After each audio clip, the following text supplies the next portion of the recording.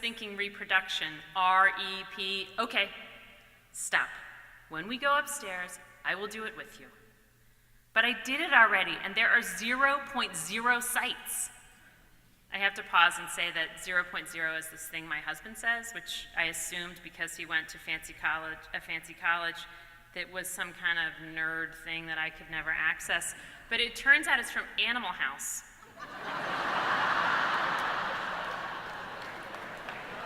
It's Blutarski's grade point average.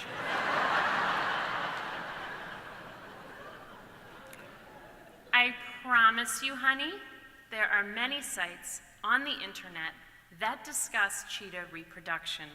I say with great manufactured calm, trying a trick that involves pretending your child is not your child, but rather just a child. Any child, asking for your gentle guidance. Sometimes this works. Mom, there are no, stop, enough. Do not say one more word, we will do this later. After Georgia storms off, Edward says, when I first met you, you didn't drink coffee, and you were so mellow. How can I tell him I was a dog in show? High-stepping with my shiny hair and sparkly striped collar. 12 years and 2 puppies later, I'm an ungroomed bitch.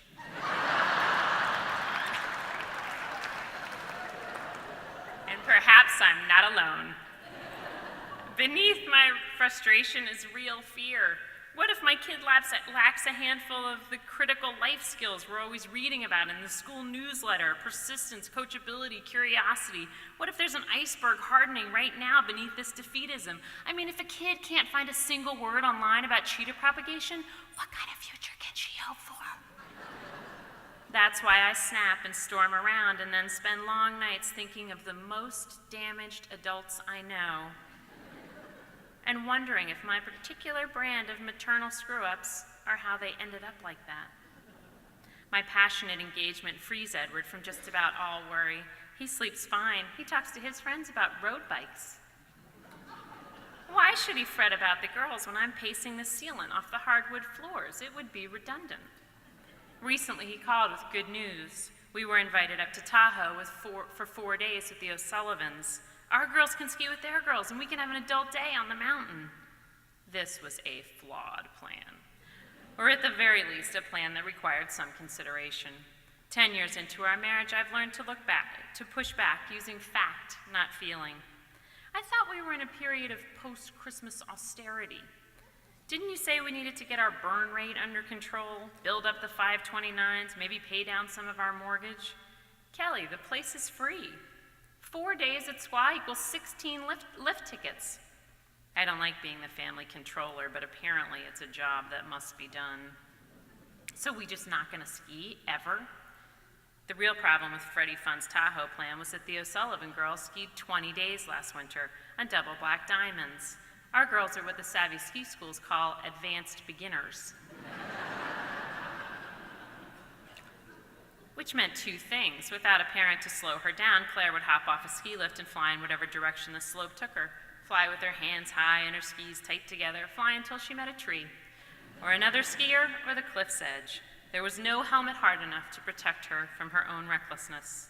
Georgia, who does not like to be a beginner and will not ask for help, would ride to the top of the mountain with the very able Maggie O and go wherever she led, even the Olympic runs, crying behind her ill-fitting loaner goggles. Did Edward not know this? Could he not feel their insides clench like I could? How are they going to learn if we don't let them try? Edward wanted to know. I don't want them to grow up scared of mountains and rivers and whatever else makes you nervous. I want them to be gamers, be on the go team. Here I thought I married George Corrigan's daughter. Don't tell me I married, watch it. I'm not sure who Edward married. Maybe the person he married became a different person, because maybe that person is the right person for the job. Maybe that person will take on the cheetah report and protect over and underconfident children on ski slopes and manage the unsettling situations that often bubble up right around bedtime.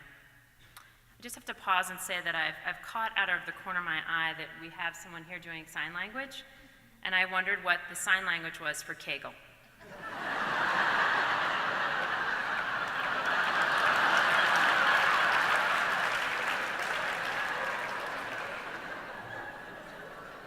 maybe we'll talk about that later too.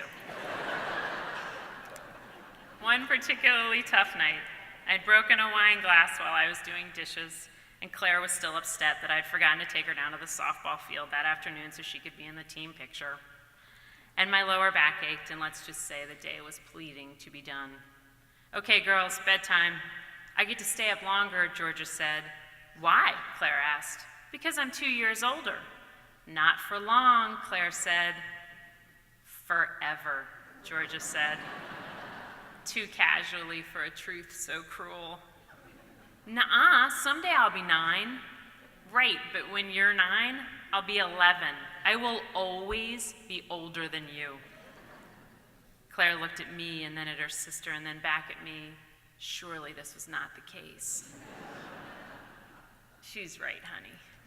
This was as bad as anything I'd had to tell her over the years, as bad as everything dies, even people you know.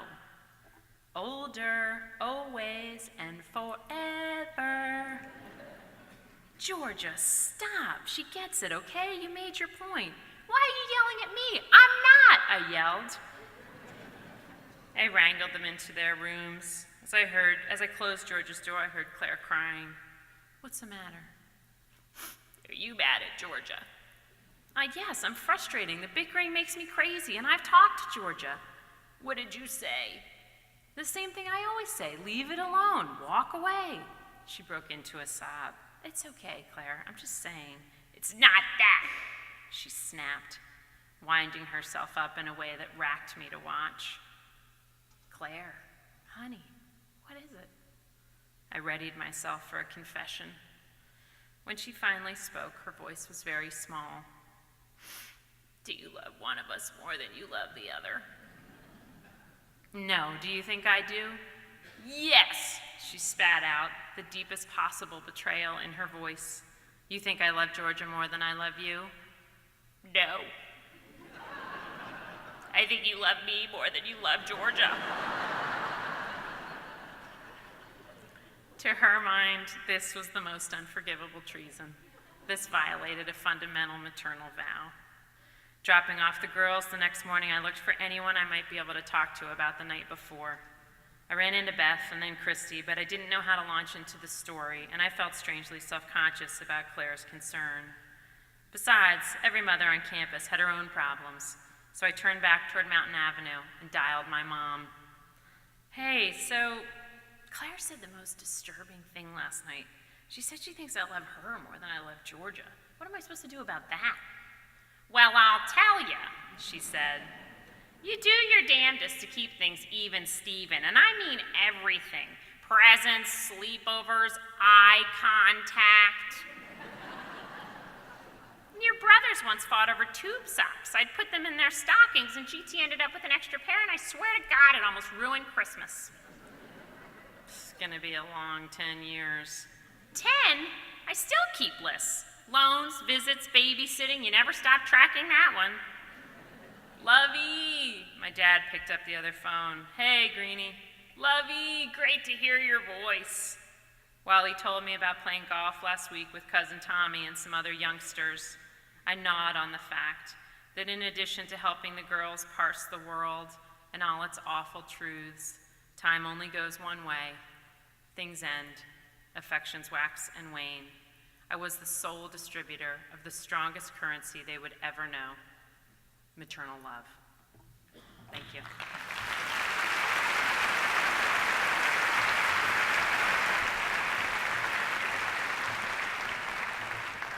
Thank you, Kelly. Eric Draper certainly had a front row view of a significant era in my family. Eric was the presidential photographer for all 8 years of my uncle's leadership. He was there with my uncle during the attacks on our nation on 9/11. He joined my uncle and my Aunt Laura on numerous diplomatic trips abroad, and he also captured many private moments during his leadership. Eric was named Special Assistant to the President and was the first White House photographer to be named a commission officer to a U.S. president. He has also directed the archival conversion of the White House photo office from film to digital.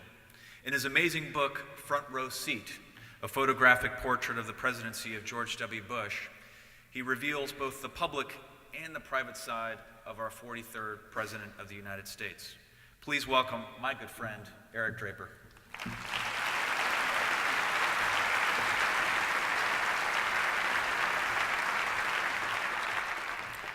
Thank you, George P.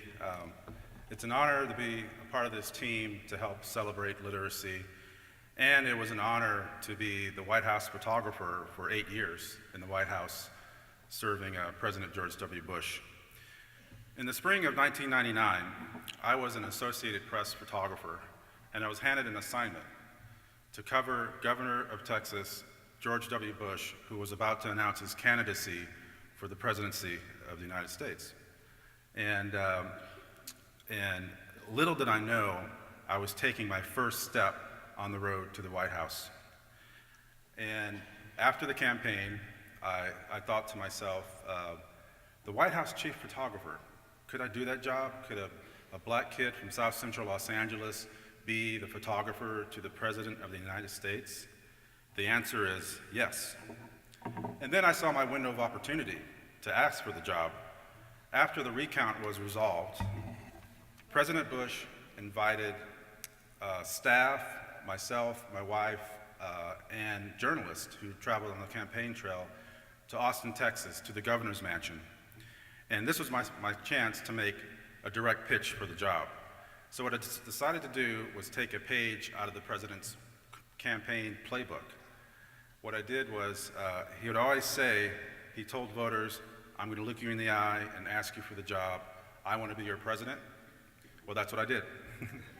And at the party, with my wife, Carly, coaching me on the sidelines, when to make my move at the party, and I walked up to President-elect Bush and I said, thank you for inviting us to the party. By the way, I want to be your personal photographer. And I didn't blink. And by the way, that was the longest handshake in my life. And he looked at me and he looked away and he said, I really appreciate that, I'll get back to you. My life, already extraordinary in my opinion, was about to become remarkable. By the way, I'm the person third from the left, in case, just in case you don't recognize me. This photo was taken in 2006, kind of a younger, thinner version of me. I had incredible access during my job. And let's go back to the very first day. This is President Bush sitting down at the Resolute desk for the very first time as president. And what I love about this photo, you have a couple of layers to it. You have the personal moment, the proud father with his son. You also have the history of two presidents together, only the second son of a president to become president, the first being John Q. Adams. And then there's always the story behind the story. So you see that cord coming out of the wall to the chair? Well, that's a massage chair. And President Bush is turning it on at this moment, and that's what's leading to the laughter at this moment. By the way, that chair was gone the next morning. My office was the old barber shop in the basement of the West Wing, which was actually under the Oval Office. My desk sat in front of the original mirror that was still there, and I could be in the Oval Office in less than 12 seconds flat, and I actually timed it one day. And of course, location is everything. I just love my job. I like to call this photo, timing is everything. And as we all know, President Bush was very timely. He usually started his meetings on time or early, typically early.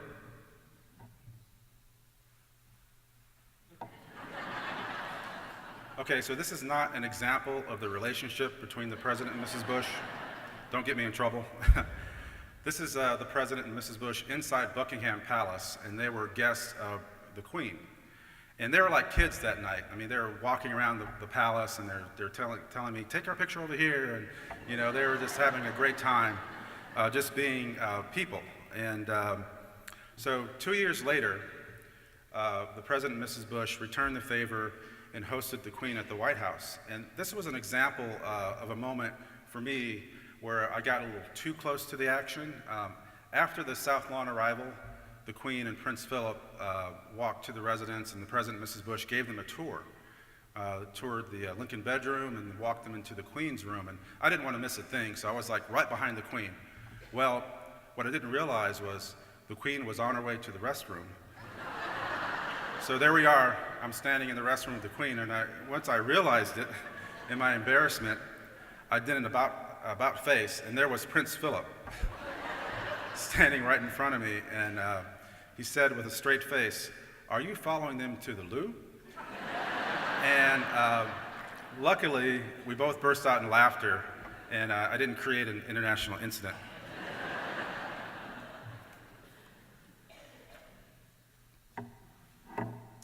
This is more like the example of the relationship between the President and Mrs. Bush. This is a tender moment aboard Air Force One. Again, the President and Mrs. Bush allowed me to have incredible access during my 8 years. This is a powerful moment inside the Oval Office with the Martin Luther King family. The daughter in the center there asked the President if he would pray with the family, and the President said, of course. And that's the late Coretta Scott King on the left, who's holding the plans for the memorial, the MLK Memorial. This is in, I believe, 2003 when this moment happened.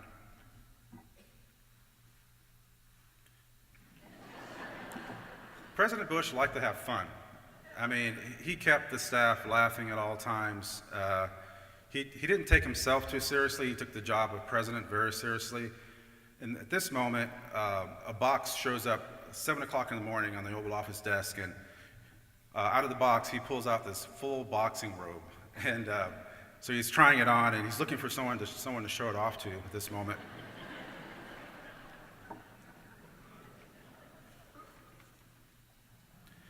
This is a portrait of father and son. One of the things I learned pretty quickly is when you're around both presidents and you say, "Mr. President," they both turn around.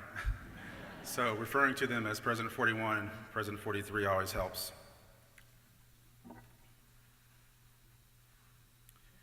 Did you know there was a presidential chainsaw? There it is. I loved the ranch in Crawford, Texas, and to document the president as a Texan. I really enjoyed those moments, and when people ask me what I enjoyed the most, well, actually it was Air Force One, but I really loved the ranch, to get out of Washington, to get out of a suit. This is the president driving a pickup truck, the only place where he can drive his own truck, actually. And people ask me, what's my favorite image in the book? And I think this is my favorite picture. This is more of a portrait, the president wearing the iconic cowboy hat, a little twinkle in his eye. And what you can't see is Barney, his dog at the time, we miss Barney, is sitting on his lap while he's driving. And when I always look at this photo, the timing is really interesting. This is August of 2001, a month before 9/11, a month before the world changed. I could prepare for a lot of things, but nothing could prepare me for September 11, 2001. I was with President Bush at the school in Sarasota, Florida that morning. This image captures the first moments after the president left the classroom, after the famous whisper in the ear from Andy Card that America is under attack. And I remember following the president out of the classroom and into this hold room, and just being stunned by the images, the live TV images of the burning towers. And I was just kind of like in shock, just standing there, realizing what was really happening. But the president was so focused on his words. He picked up a notepad that you see there and started to gather his thoughts, his words, for his first statement to the nation and to the world. And by the way, that piece of paper is on display at the Bush Library.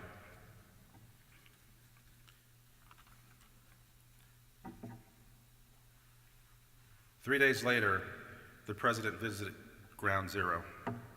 I'll never forget being aboard the presidential helicopter, Marine One, as we approached Manhattan that morning. Smoke filled the cabin, and you can smell the smoke from the rubble.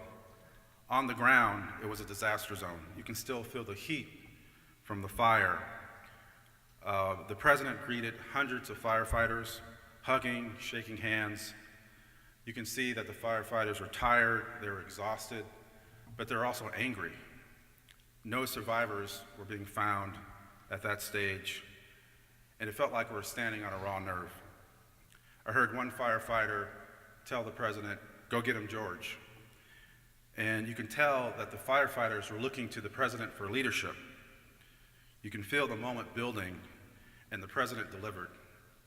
With bullhorn in hand, the president lifted the spirits of the firefighters and the nation when he said, "I can hear you, the rest of the world hears you, and the people who knock these buildings down will hear from all of us soon."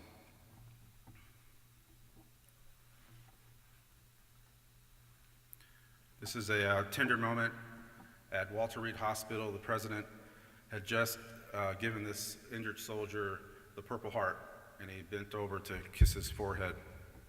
This is one of the untold stories. The president did dozens of visits to the military hospitals to visit injured troops in private, and there are a lot of tender moments during those visits. The 43rd president leaves the Oval Office for the very last time. There is nothing dramatic about this moment. It was very simple. It was about 8 o'clock that morning. The president asked for his coat. He walked out the door without looking back. The president didn't change. He was the same man I met nearly a decade earlier, a man full of focus and determination. It was obvious he had changed physically, but inside he carried the same beliefs and principles that he brought to Washington.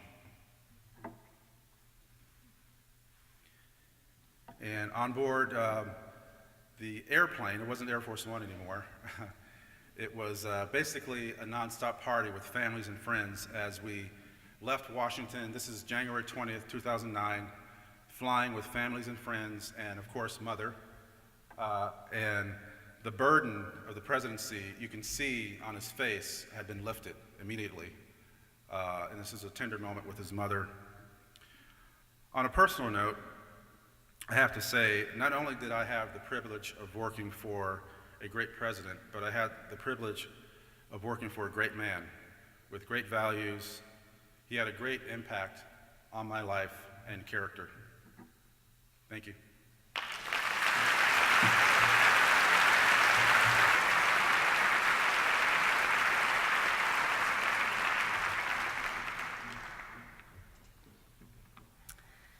Emily Giffen has been called a modern-day Jane Austen because of her beautifully written stories of romance and life with endearingly flawed but oh-so-human characters. She is currently one of the top-selling female fiction writers. Emily's books have been so popular that 5 of her books have been optioned for movies, starting in 2011 with her breakthrough novel, Something Borrowed. Her most recent novel, The One and Only, flew to the top of the New York Times bestsellers list as soon as it was released. The book is a beautiful story about love and loyalty, centering around football in a small Texas town. I know we can all relate to that. Ladies and gentlemen, please welcome Emily Giffen.